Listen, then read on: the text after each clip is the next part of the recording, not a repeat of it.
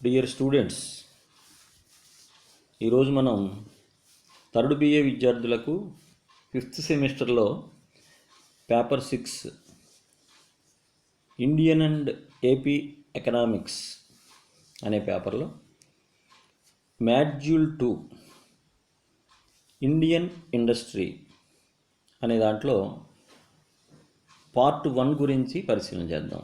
దీన్ని part 1 part 2గా విభజించడానికి కారణం ఈ లెసను 2 మాడ్యూల్గా ఉండాలి, కానీ ఒక మాడ్యూల్లో పెట్టడం వలన కొంచెం పెద్ద చాప్టర్ కాబట్టి 2 భాగాలుగా దీన్ని మనం చర్చిద్దాం.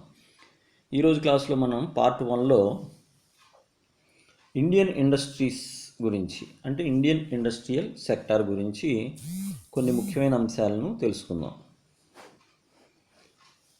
ఫస్ట్ మనం structure and growth of Indian industry, అంటే భారతదేశ పారిశ్రామికం యొక్క స్వరూపము, దాని యొక్క అభివృద్ధి గురించి మనం తెలుసుకోవాల్సిన ఆవశ్యకత ఉంది. ముందు ఇండియన్ ఇండస్ట్రీ అనేటప్పటికీ పరిశ్రమలు. మనం ఇండియాని 4 రంగాలుగా మ్యాక్రోలో విభజించినట్టు, C+I+G+X అని విభజించినట్టు, అందులో ఇండస్ట్రీ సెక్టార్ అనేది చాలా ఇంపార్టెంట్. మీకు ఫస్ట్ మాడ్యూల్లో అగ్రికల్చర్ సెక్టార్ గురించి చెప్పాం, అంటే థర్డ్ బిఏ స్టూడెంట్స్కి ఫస్ట్ మాడ్యూల్లో అగ్రికల్చర్ సెక్టార్ గురించి విపులంగా చెప్పడం జరిగింది. అందులో అంటే వ్యవసాయ రంగంలో ఉన్నటువంటి దాని యొక్క ప్రాధాన్యత ఏంటి, అది ఎదుర్కొంటున్న సమస్యలు ఏంటి, ఇలాగా అందులో అంశాలు ఎలాగైతే నేర్చుకున్నారో అలాగే ఈ చాప్టర్లో మనం భారతదేశంలో ఉన్నటువంటి పరిశ్రమలు ఏ విధంగా ఉన్నాయి, దాని గ్రోత్ రేట్ ఎలా ఉంది, అదేవిధంగా ఇండియా స్మాల్ స్కేల్ ఇండస్ట్రీస్ మీద ఎలాగ ఆధారపడింది, ఇలాంటి కొన్ని అంశాలతో పాటుగా ఒక 2 ముఖ్యమైన పారిశ్రామిక విధాన తీర్మానాలను కూడా ఈ చాప్టర్లో మనం చర్చిద్దాం.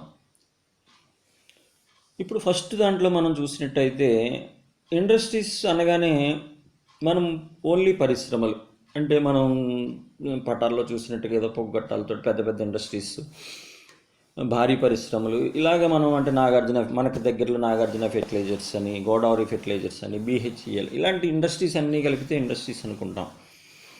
మీకు అగ్రికల్చర్ సెక్టార్లో కూడా వ్యవసాయ రంగం అంటే భూమి మీద పంట పండించడమే కాదు, దానికి సంబంధించిన చేపల పరిశ్రమ, కోళ్ల పరిశ్రమ, అడవులు ఇవన్నీ ఎలాగైతే కలిపి వ్యవసాయం అన్నామో, అదేవిధంగా భారతీయ పరిశ్రమల గురించి కూడా మనం చెప్పుకోవాల్సి వచ్చినప్పుడు దీన్ని 3 రకాలుగా మనం చెప్పుకోవచ్చు. ఒకటి మ్యానుఫ్యాక్చర్ రంగం, రెండోది మైనింగ్ గనుల గురించి, అలాగే క్వారీయింగ్, అలాగే మూడోది electricity, gas and water supply. ఈ 3 రంగాలని కలిపితే మనం పారిశ్రామిక రంగంగా భావించాల్సిన అవసరం ఉంది. దీని గ్రోత్ ఎలా ఉంది అనేది చూసినట్టయితే మన దగ్గర ఉన్న డేటా ప్రకారం దీని గ్రోత్ రేటు మనం చూసినట్టయితే 1950-51 నుంచి 2006-7 వరకు ఉన్నటువంటి డేటా మనం తీసుకున్నట్టయితే 1950 నుంచి 1980-81 వరకు, అదేవిధంగా 2006-7 వరకు మనం చూద్దాం. అగ్రికల్చరల్, ఫారెస్ట్రీ అండ్ ఫిషింగ్ ద్వారా 1980-81లో 2.1 ఉంటే 2006-7లో 3.8 ఉంది. అలాగే మైనింగ్ అండ్ క్వారీయింగ్లో 4.5 ఉంటే 2006-7 వచ్చినాటికి గ్రోత్ రేట్ ఎలా ఉందంటే 5.7 ఉంది. అదేవిధంగా మ్యానుఫ్యాక్చరింగ్ రంగం, అంటే దాంట్లో మనకి 1980-81లో 5.1 ఉంటే 2006-7 నాటికి 12.0 ఉంది. అందులో రిజిస్టర్డ్ అయినవి 12.0, అన్రిజిస్టర్డ్ అయినవి కూడా 12.0 2006-7లో. అలాగే electricity, gas and water supply చూసుకున్నట్టయితే 1980-81లో 9.5 ఉంటే 2007లో 6.0 ఉంది. టోటల్గా ఎకానమీలో ఇండస్ట్రీస్ యొక్క ప్రాధాన్యత మనం చూసినట్టయితే 80-81లో 3.5 ఉన్నది 2006-7 నాటికి 9.6 గ్రోత్ రేట్ మనం సాధించాం. అంటే ఇంచుమించుగా ఒక 6% ఎక్కువ రేటు మనం సాధించడం జరిగింది. కాబట్టి ఈ విధంగా మన భారతదేశంలో పారిశ్రామిక రంగ అభివృద్ధిని గురించి మనం తెలుసుకోవచ్చు. అయితే భారతదేశంలో ఈ భారీ పరిశ్రమలు, మైనింగ్ వీటి గురించి కాకుండా భారతదేశం ముఖ్యంగా అభివృద్ధి అంతా కూడా దేని మీద ఆధారపడి ఉందంటే స్మాల్ స్కేల్ ఇండస్ట్రీస్, అలాగే మైక్రో ఇండస్ట్రీస్ మీద ఆధారపడింది. అవన్నీ కూడా మనం పార్ట్ టూలో, ఈ చాప్టర్లోనే పార్ట్ టూలో నెక్స్ట్ వీడియోలో దాని గురించి, నెక్స్ట్ పీపీటీలో దాని గురించి చూద్దాం. అయితే నేను ఇందాక చెప్పినట్టుగా ఈ ఇండస్ట్రీ గ్రోత్ గురించి కానీ, లేదంటే ఈ స్మాల్ స్కేల్ ఇండస్ట్రీస్ అంటే చిన్న తరహా పరిశ్రమలు, మధ్య తరహా పరిశ్రమల గురించి మనం తెలుసుకోవాలి, వాటి గ్రోత్ రేట్ గురించి తెలుసుకోవాలంటే భారతదేశంలో అసలు పారిశ్రామికీకరణ ఏ విధంగా పురోగమించింది, ఏ విధంగా స్టార్ట్ అయింది, ఎప్పుడు స్టార్ట్ అయింది అనే విషయాలు మనం తెలుసుకోవాల్సిన అవసరం ఉంది. ముఖ్యంగా మీకు మనకి ఇండస్ట్రీస్ మీద ప్రభుత్వం కాన్సన్ట్రేషన్ అనేది 1956 నుంచి మొదలైనట్టుగా చెప్పచ్చు. అంటే అంత కాన్ఫిడెంట్గా చెప్పొచ్చా మాస్టారు అని మీకు డౌట్ రావచ్చు. అంటే పారిశ్రమల గురించి అంతకుముందు పట్టించుకోలేదండి బ్రిటిషర్స్ కానీ, లేదా బ్రిటిష్ తర్వాత మన స్వతంత్రం వచ్చిన తర్వాత భారత ప్రభుత్వం కానీ అంటే పట్టించుకుంటాం అనేది కాదు. ప్రత్యేకంగా దీనికి ఒక పాలసీ అంటూ తీసుకుని దీన్ని డెవలప్ చేయాలనే ఆలోచన 1956లో ఎక్కువగా మనకు కనిపిస్తుంది. అందుకనే 1956 ఇండస్ట్రియల్ పాలసీ అనేది ఫైనలీ స్టూడెంట్స్కి ఒక ఎస్సే క్వశ్చన్గా వస్తుంది ఈ పేపర్లో. కాబట్టి ఈ పాలసీ గురించి మనం కొంచెం డీటెయిల్డ్గా తెలుసుకుందాం. అసలు ఈ పాలసీ రావడానికి గల కారణం ఏంటి అనేది మనం బ్యాక్గ్రౌండ్ వెళ్ళి చూసినట్టయితే, ఫస్ట్ మనకి ప్రణాళికలు అనేవి, ఎకనామికల్ ప్లానింగ్స్ అనేవి స్టార్ట్ చేసిన తర్వాత పంచవర్ష ప్రణాళికలు కదండి ఇండియాలో మనం వేసుకునేవి. మొట్టమొదటి పంచవర్ష ప్రణాళిక దేని మీద వేశారు మీరు అందరూ చదువుకున్నారు ఇంటర్మీడియట్లో కూడా, గుర్తు తెచ్చుకోవాలి ఒకసారి మీరు అందరూ. అలాగే మనం డిగ్రీలో కూడా దీని గురించి చెప్పాం, ప్రణాళికల గురించి.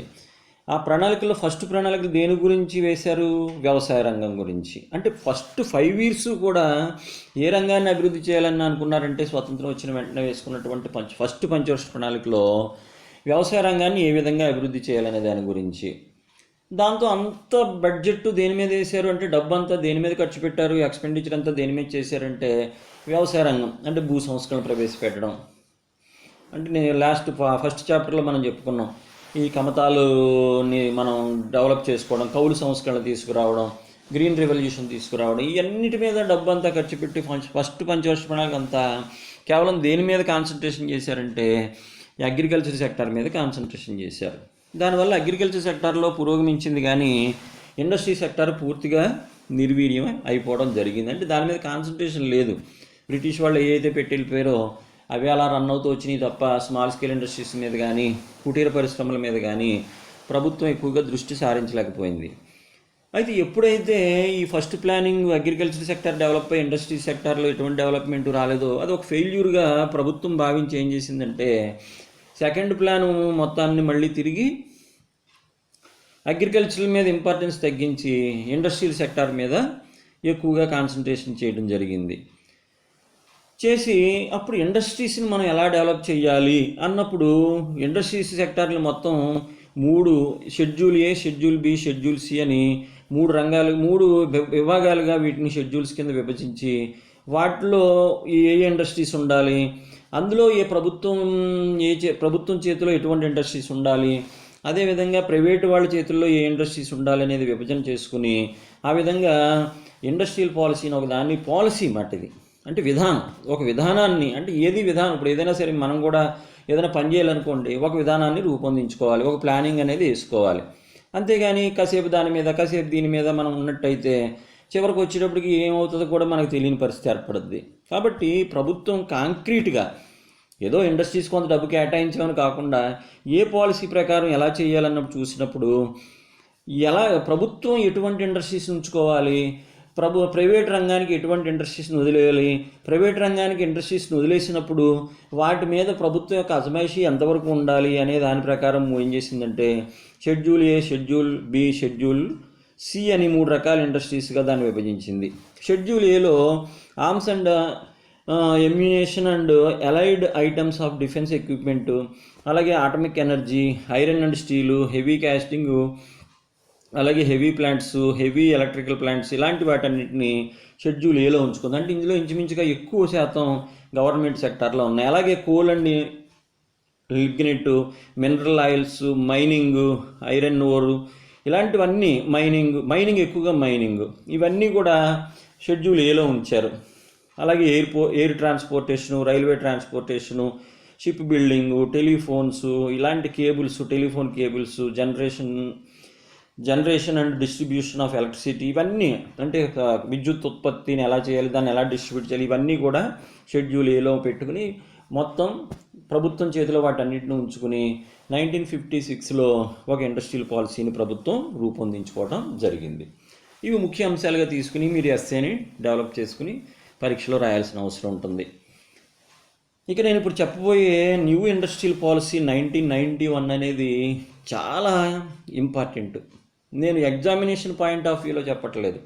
మన భారతదేశాన్ని మలుపు తిప్పినటువంటి నూతన ఆర్థిక సంస్కరణలను మనం ఏదైతే చెప్పుకుంటున్నామో, ఆర్థిక సంస్కరణలు అన్నీ కూడా మనకి ఎక్కడి నుంచి స్టార్ట్ అయినాయి అని మీరు ఎవరన్నా మిమ్మల్ని అడిగితే, ఎవరైనా సరే ఇతర సబ్జెక్టులు మాస్టర్లు కానీ లేదా ఎవరన్నా మీ ఫ్రెండ్స్ కానీ బయటి వాళ్ళు ఎవరు అడిగినా మీరు ఏం చెప్పొచ్చు అంటే, నూతన ఆర్థిక సంస్కరణలు అంటే లిబరలైజేషన్ కానీ ఇలాంటి సంస్కరణలన్నీ కూడా ఎప్పుడు మనకి ఎటువంటి ఆధునిక సంస్కరణలన్నీ కూడా ఆర్థిక సంబంధించిన సంస్కరణలు, సరళీకరణ, ఇలాంటివన్నీ కూడా ఎప్పుడు ప్రవేశపెట్టారు అంటే గ్లోబలైజేషను, ప్రపంచీకరణ, ఇలాంటి సంస్కరణలన్నీ కూడా ఎప్పుడు వచ్చినాయి, ఏ పాలసీతో బయటకు వచ్చినాయి అంటే న్యూ ఇండస్ట్రియల్ పాలసీ అనేది 1991లో జూలై 24న ఈ ఇండస్ట్రీ పాలసీని ప్రవేశపెట్టడం జరిగింది.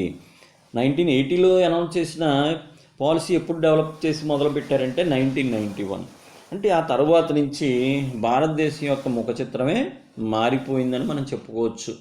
దీని వెనకాల అప్పటి పివి నరసింహారావు గారి యొక్క పాత్ర చాలా ఉంది. ఎందుకంటే ఆయన అప్పుడు ఏజ్గా పెద్ద అయినా కూడా ఒక యువకుడిలాగా ఆయన భారతదేశాన్ని ముందు చూపుతో చూసి భారతదేశాన్ని ప్రపంచ దేశాలతో పోటీ పడేలాగా ముందుకు తీసుకెళ్లాలనే ఉద్దేశంతో ఇప్పుడు మోడీ ఏదైతే చెప్తున్నాడో ఇప్పుడు ఆ మాటలన్నిటికీ కూడా ఆ రోజున పివి నరసింహారావు గారి యొక్క ఆలోచన సరళి మనకి ఈ న్యూ ఇండస్ట్రియల్ పాలసీలో కనిపిస్తుంది.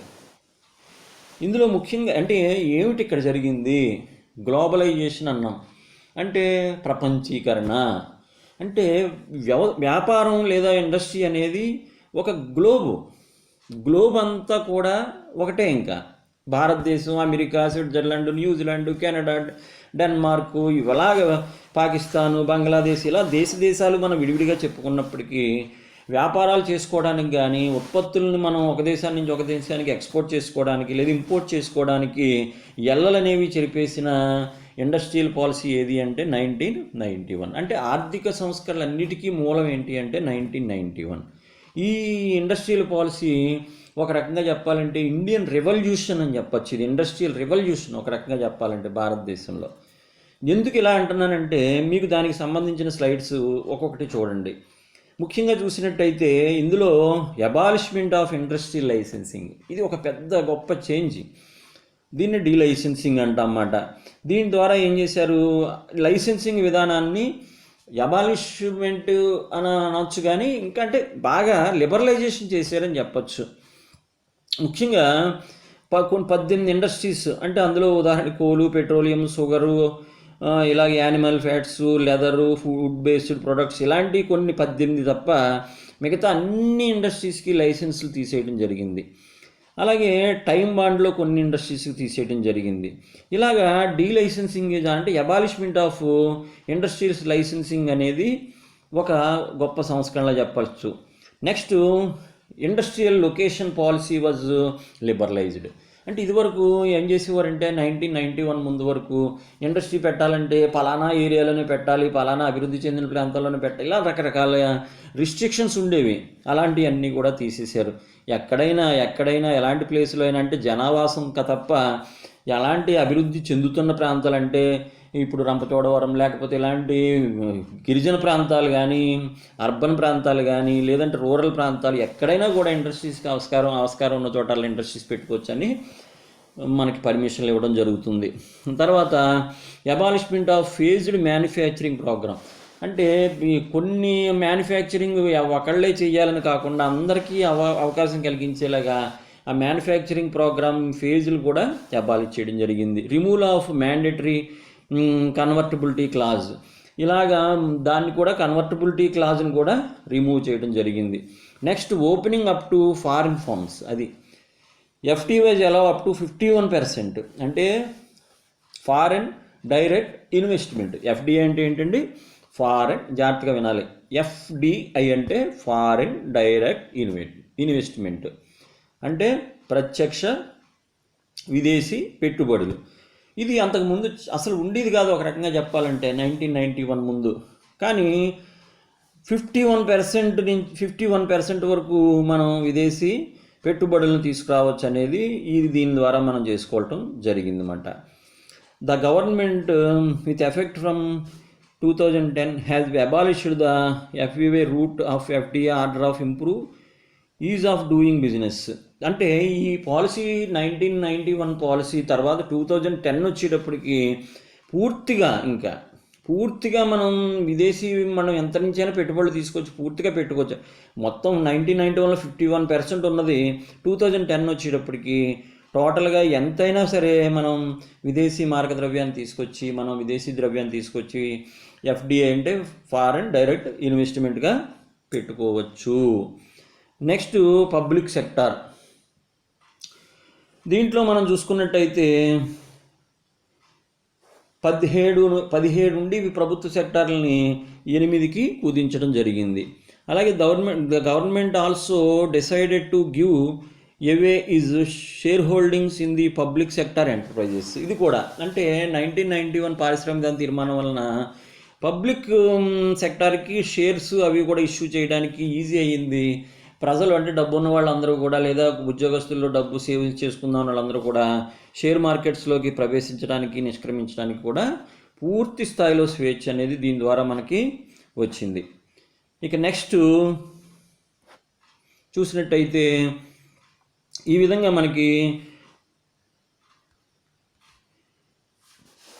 1991 పారిశ్రామిక విధాన తీర్మానం గురించి మనం పూర్తిగా తెలుసుకోవచ్చు. అంటే 1991 పారిశ్రామిక విధాన తీర్మానం అనేది ఒక రకంగా చెప్పాలంటే భారతీయ ఆర్థిక చరిత్రలో ఒక విప్లవాత్మకమైన చర్యగా భావించవలసిన ఆవశ్యకత ఎంతైనా ఉంది.